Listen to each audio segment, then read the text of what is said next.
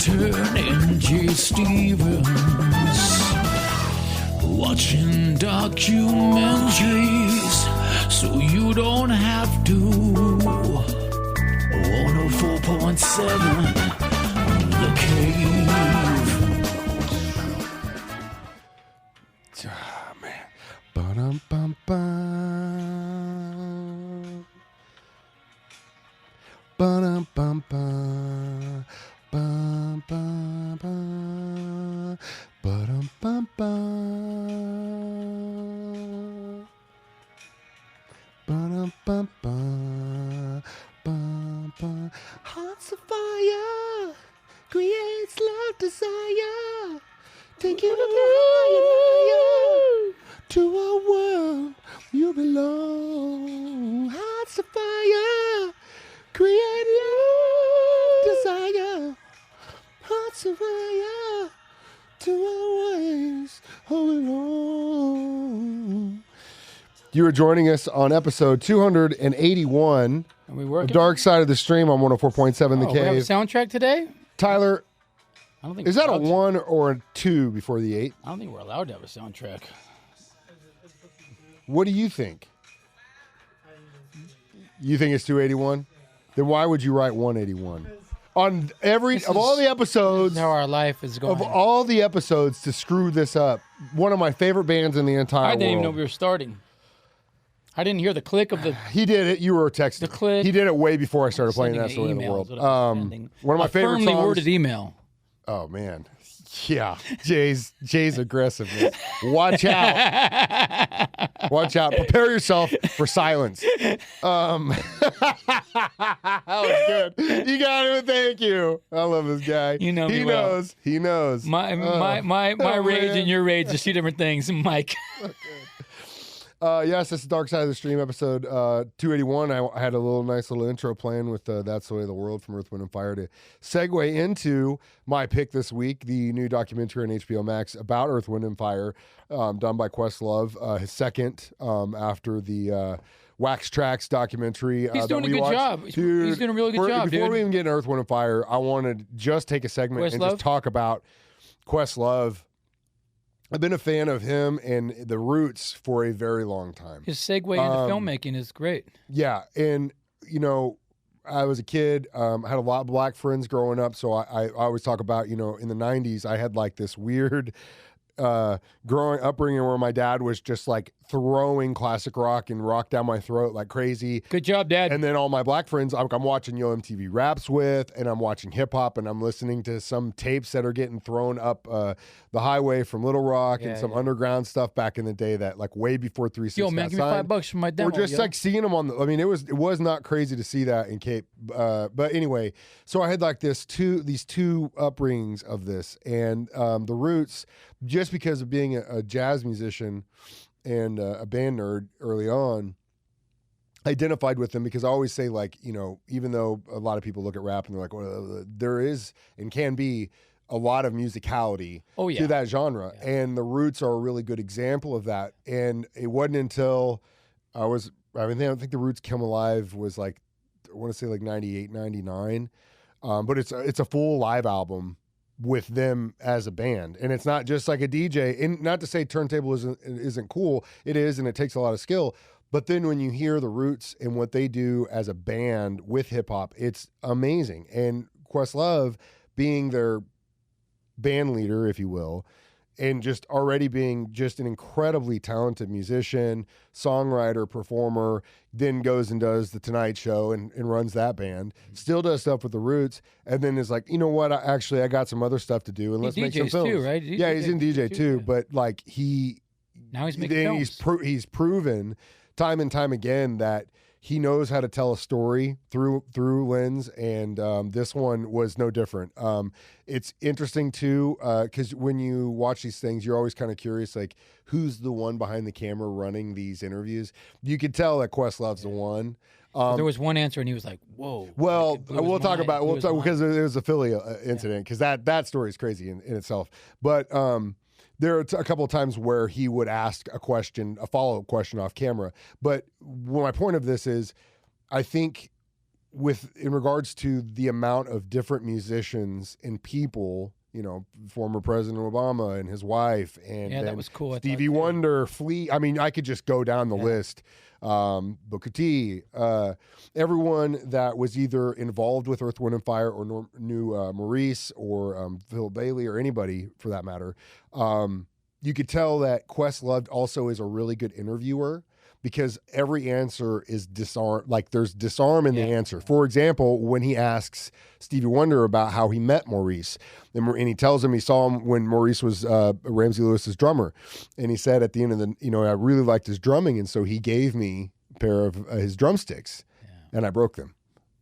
But that's Steve. I mean, do you know what I mean? Like it's such a small thing, and it doesn't seem like a big deal, but to me, like that's history. That's the foundation upon what we do as musicians and lovers of music, and Earth, Wind, and Fire definitely deserves to be in that conversation, and that's what we're going to discuss today.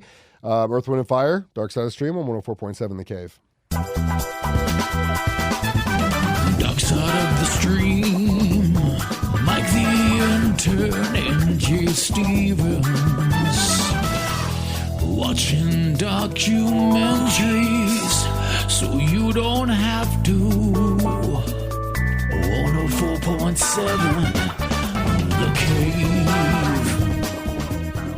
Jay Stevens, Mike the Intern, back in the studio. It is Dark Side of the Stream, episode 281, Earth, Wind, and Fire. There's a long additional title at the end of it, but just search Earth, Wind, and Fire on HBO Max and you'll see it. Just came out, and it tells the story of Maurice White and what would become Earth, Wind, and Fire. The part of it, I think, again, Questlove did such an amazing job with this documentary, because a lot of people know who Earth, Wind, and Fire are. Chances are you listening or watching this had at least the greatest hits compilation in your record collection. I mean, you can find it. They sold I can't know how many times platinum. They won like 6 Grammys, nominated like 18 times. Like, I mean, the amount of accolades they got in addition to how much they sold is incredible. So I think everyone was familiar or is familiar with September or Let's Groove or whatever you want to pick. That's the way of the world. But not everyone knew that Maurice White was Ramsey Lewis's drummer. Nope. And also, not only that, he was the session drummer for Chess Records. So like from about 63 to 64 until the late 60s, 69, when he just goes in full hard with Ramsey and then eventually leaves Ramsey Lewis, any major record that comes out of Chess, which was like same thing with Motown, same thing with Stax, he's a drummer on those records. And he's making good money. Studio musicianship was where it's at this point, because you just show up 9 to 5. You get paid regardless of what the record does. You don't have to tour. You go home. You're having dinner with your family. Everything's cool. Everything's cake. He's touring the world. He's, the story about his mom, which we'll talk about later, because I think that has a lot to do with his stepping out situation.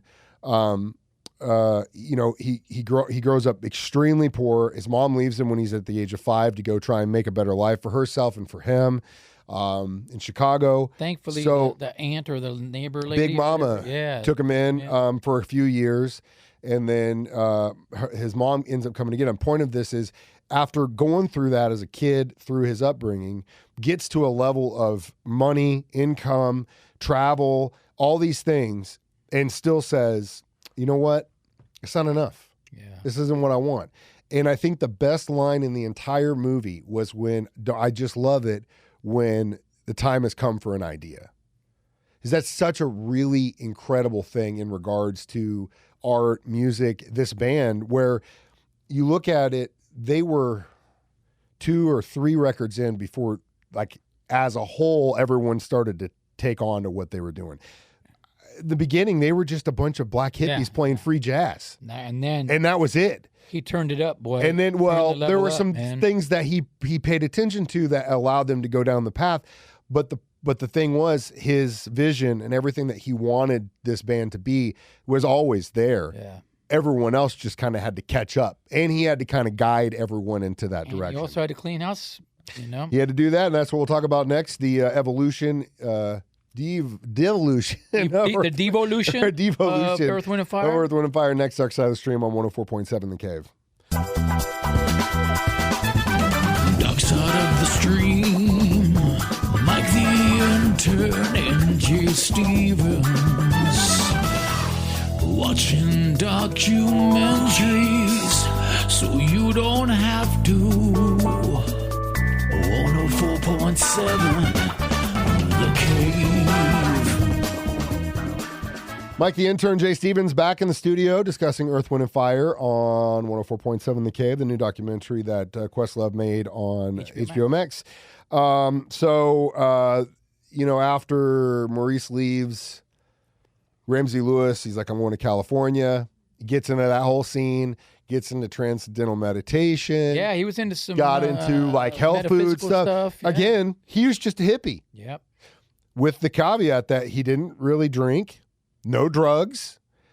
You would think he did. You would by watching them, you could be. Because the only as far as costume and counterpart and performance, the only counterpart they have is P-Funk, and in Parliament, literally there isn't a drug they didn't do on stage every night for decades and decades and decades. I'll get to that in a second because that interaction is a part of the reason where Earth, Wind, and Fire got to where they were. So. But one of the other things that tripped me out was that even in like the heyday, all the band guys were talking about, we just went back and we'd read books every day. Yeah. We'd be playing chess with each other. We'd find girls that could give us cornrows while we played chess. Yeah, that was like, that's what they did. It wasn't partying. It wasn't like they go and destroy hotel rooms. They had a goal. They wanted to better themselves through, manifestation. They wanted to better humanity. All that stuff through music. Yeah. And a lot of the things that Maurice believed in, I believe in, and I agree. Like the oneness of the universe, and that whatever that force is speaks through all of us, regardless of race and then where you're from or whatever. They're coming out there, opening up these rock shows, doing their funk, and all these hippies are like, whoa. Well, before that, they're in that groove where they're wearing dashikis, no shirts, the afros, all that stuff. And they were playing at the Uptown in Philadelphia, and every act on that bill is a doo-wop group. They're all dressed similar outfits, all cut, all looking good. And then the last band comes out, and it's Earth, Wind, and Fire, and they're in like dashikis, no shirts, huge afros, like completely. It'd be like if, Peter, Paul, and Mary played and then Motley Crue came out after that. It would be very, very strange for that group, for that crowd. Instead of freaking out and running away, Maurice tells the band, sit on the floor in the lotus position and sit there. And made them, it varies from about 5 to 8 minutes until he felt that the crowd had got it out of their system, had gotten bored with booing. They stand up. He starts playing the thumb piano. Yeah. They just build this group, and they end up killing it, destroying it. Gave all those people a new experience, as Stevie Wonder eloquently put. Watching the documentary too, it's like every time they would just put music on, it just makes you just want to move a little bit. Like the grooves are just sick grooves. I wasn't even a big. I don't know why you're acting. You're trying to. I've been trying to tell you this for 20 years, bud. Damn, these are some sick grooves, dude. Good band, good musicianship. Double drummer, like what? Dude. But triple drummer, if you count Maurice, because Maurice would have, he was a percussionist. So, the 3 drummers up there for the most part. But yeah, I've been trying to convince you this for a long, long time. And it's no mistake. I'm very, very lucky that I got a chance to see these guys twice. They were phenomenal. I danced every second. Both times I saw them. The other thing that I think was, after the first record, having to go in and fire everyone. Yeah, I had to clean house. Whoever wasn't on board gets that together, starts doing some really good stuff. They play a show with P-Funk. P-Funk destroys them. And he says, okay, that's it. That's the last time that'll ever happen. Next level. That's a lot. And then also stole their singer, that chick singer they had, and took her too, which I thought was kind of funny. But then he came up with the grand vision. But then again, like another part of this that helped him was the guy that was the A&R guy who signed him to Clive's record label, and Clive Davis believing in them. And that, the dude from The Wiz. well, and that's the what we're talking. choreographer from The Wiz. That's what we'll talk about next. Dark Side of the Stream on 104.7 The Cave. Dark side of the stream, Mike the Intern and Jay Stevens, watching documentaries so you don't have to. 104.7 The Cave. Jay Stevens, Mike the Intern, back in the studio. It's Dark Side of the Stream, episode 281, Getting Earth, funky. Wind, and Fire. So, yeah, anyway, the band then gets signed, and Maurice, he stayed true to wanting to be a band accessible to everyone, not just black audiences, not just white audiences. He And wanted more it, of a show. wanted it 50-50. The performance part of it, obviously, really out of this world and awesome. Yeah, hired But it magicians and choreographers. Didn't really even need that. I mean, But that just took it next level. I mean, yeah, but when they came down out of the sky in those tubes, I'm like, dude, it's so awesome. It's so, but P-Funk did that too. P-Funk he? would, they land spaceships. They come out of the Yeah, spaceship, see, dude. that It's was so cool. That's what I 70s they hired a theatrics. magician. The bass player would play It's like levitating sideways. it's like when you Dude, watch. It's what? like when you watch the Star Wars, the original cut, and you look at all the miniature stuff that they're doing, Yeah, and you're yeah, like, yeah. God, that looks. Even though you know it's a toy Yeah, or it's a that's- model, It was amazing. you're like, God, that looks so. And then you look at the CGI, and you're like, yeah. I don't. There's no soul in it. You look at like stage antics like this from the 70s, Kiss, Earth, Wind, and Fire, anybody. Dude. Like amazing. it's so there's so So much cool. heart and soul. I'm sure a lot of money, but end of the day, Good documentary. we really just we could probably do a whole other episode Yeah, about Mike's this. pretty And passionate I about love these Earth, Wind, and guys, Fire. so. I think Maurice White, incredible visionary, incredible band. Philip Bailey, incredible vocalist. The guys that he had, Art, his rhythm guitar player, another guy. There again, He assembled the team. the line is, I just love it when the time has come from an idea, I think is what he said. And I think that is the best way to solidify what this band was. And the fact that they were able to exist and put out some great music, man. I listen to Earth, Wind, and Fire the rest of my days. It was good. The Elements, man. They're the best, one of love the best the bands. documentary when I don't know much about the topic, and I didn't know much about Now it. you need to listen to more Earth, Wind, and Fire. You'll Just be a so. better person for it. Everyone It will. was pretty good. It was pretty good, man. What'd you Yeah. rate it? Straight up, perfect Yeah, score. I think 5 for me because it was cool, man. It was cool, well done, well made, and I learned something. Next week, what are we watching? Well, something you've probably seen some memes about already because everybody's talking about this documentary. It's on Netflix called Maternal Instinct. Oh, great.